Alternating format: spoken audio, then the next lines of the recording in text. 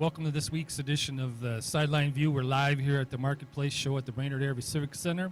We've got several guests lined up here today. We're going to touch on some baseball and golf. We'll start out with Zach Heidmann from the St. Mathias Devils of the Victory League. Zach, thanks for coming down early on a Saturday morning. So, not a problem. About baseball here. Starting off, looking at last year maybe a little bit with St. Matthias. I think your record was 4-7. I think in the regular season. Maybe just talk about last year a little bit, how that went and how you did in the playoffs. Yeah, we were 4-7. We didn't have a lot of guys last year. That was our Achilles heel. And actually, we made a little bit of a run in the playoffs. Came up a little bit short against Nisswa there in the game to go to regions, or actually qualify for the division title, and then have a bid to the regions. So that's kind of how our year went last year, just short numbered, and hopefully we'll change that around. How about maybe talk about some personnel changes maybe this year, maybe some of the guys who left from last year, and then some of the new guys you got coming in, and just your thoughts on the roster so far. We are losing Jack Haggerty. He's our shortstop. Came in for some middle relief stuff. Bill Ahmet, not sure if he's going to get a job here as a DNR officer over in Aiken. And then Matt Siegel, he's got a summer internship down in Colorado, so we're going to lose him in the outfield. Additions, Josh Haberman, he's a pitcher. He'll log quite a few innings for us, I believe. Dalton Tibbetts, junior in high school, plays shortstop. He's going to pick up that position for us. And then Ryan TC, old relative. He'll primarily be playing probably first base and some DH. So he's got a little rust on his shoulders, but we're going to try to get that off here. Season opener is the 22nd, a week from tomorrow, I guess it is, and first game is against who? I guess I didn't look ahead. Freeport, the Black Sox. Okay. They're the new addition into the Victory League this year, so hopefully we can give them a good entrance. What do you, as far as this season, kind of what are you looking for, the outlook? Like you said, several new guys. Just kind of what are you hoping for you this season, how that ends up? Just getting guys to the ball field that want to be there. That's sometimes kind of a hard thing with amateur baseball. It's a commitment. We're all volunteers out there having fun. Yeah. But I think that we'll make a bigger impact in our division, the North. Hopefully try to sneak in, possibly the second spot there. And, regions is always a goal. Winning the division is always a goal. So we'll just have to wait and see how it plans out. But I'm excited. I know our team's excited. We're actually going to go out to St. here this afternoon, do some field work, take some cuts, and that'll be a wrap for the Devils this weekend. So let's see, what year did you graduate from Brainerd High School? I graduated in 2006. Okay, 2006. Then talk to us a little bit about what you did after high school as far as baseball goes. 2006, I entered CLC, did 2 years there. Got injured my first year, so I medicaled. Played my second year.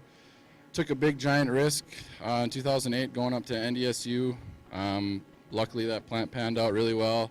Enjoyed it up there, and actually this season they're playing a heck of a great baseball.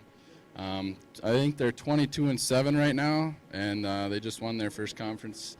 Well, they started conference last week, but their Western Illinois is who they played this weekend. 8-1 they won last night. So the career went pretty good up there, and then yep. What are you up to now as far as occupation-wise? I just got into grad school this last fall up at NDSU going for sport management, sport administration, and I'm a graduate assistant in the athletic academics area, working with student athletes, eligibility, things like that.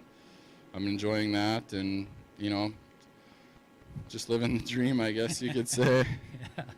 Anything else about the Devils here that you can think of, or? Not really. I think we touched on a lot of good points, Mike, and just thanks for having me today. I really appreciate it.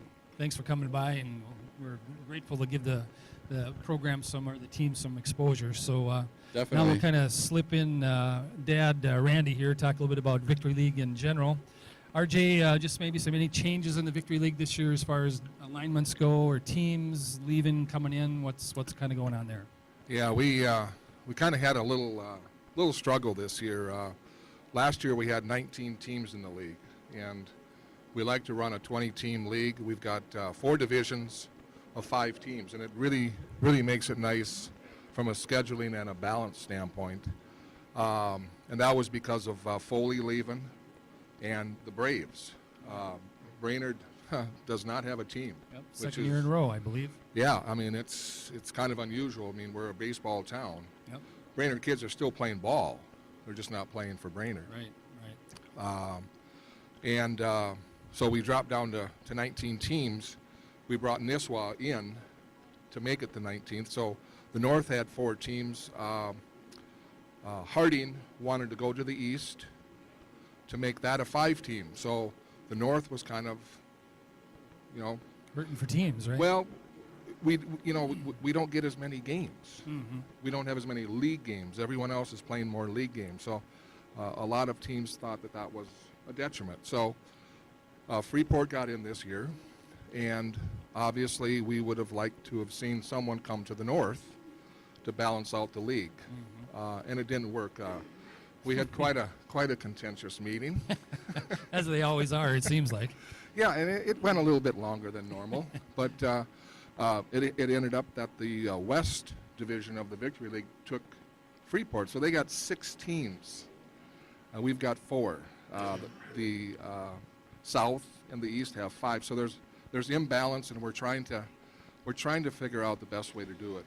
And I know you'll be talking with Ray Austin here in a little while, and Ray's been involved with Victory League baseball for a lot of years, and he's come up with some good ideas. They didn't fly this year. Hopefully next year we're going to be able to push something through, possibly 2 10-team divisions. Okay. Then we're not so concerned about geographics. Everyone wants to, they don't want to travel as far. So hopefully we can come to some agreements next year. But the Victory League as a whole, it's a great league. It's great baseball. It's the old town team ball. Yep. So very fortunate, I guess, to have 20 teams that play pretty good baseball. Mm-hmm. Maybe one final thing, talk about, a number of years ago, maybe 5 years ago or so, went to wood bats again after years of aluminum. What do you think of going back to wood bats? I know the cost was always a big factor, but how do you think that's gone? And I know the bats are kind of, wood bats and aluminum are kind of almost the same price now, it seems so, but just what's your thoughts on that? Yeah, I mean, wood, there's no question wood is the way to play baseball. Right. I mean, I never used an aluminum bat. I wished I could have. I really do. But I never used an aluminum bat in my life for playing baseball. I played amateur ball for many years, came up to Brainerd, and everyone was playing softball, Yep. so that's what I played up here. But I think it's the way the game should be played with a wood bat. Yep. And the new BB core bats, I guess is what they call Yep. them. Some kids claim wood bats are better than the BB cores. I don't know.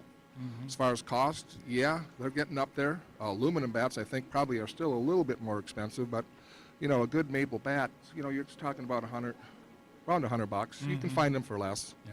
You can find some deals on the web, but yeah, that's the way the game should be played, Right. with a wood bat. I never saw you play baseball. I always wanted to, but I watched you play softball a lot and played against you. And if you had aluminum bats back then, I think the ball would still be flying somewhere because I remember how far you could hit them. So it's a good thing it's just wood. Yeah, I mean, yeah, and I still think that's the way to go. Yep. I mean, there's no doubt about it. I know there's the cost factor. You can buy a couple, 5 or 6 aluminum bats and you're done. Yep. Wood bats are different. We Right. go.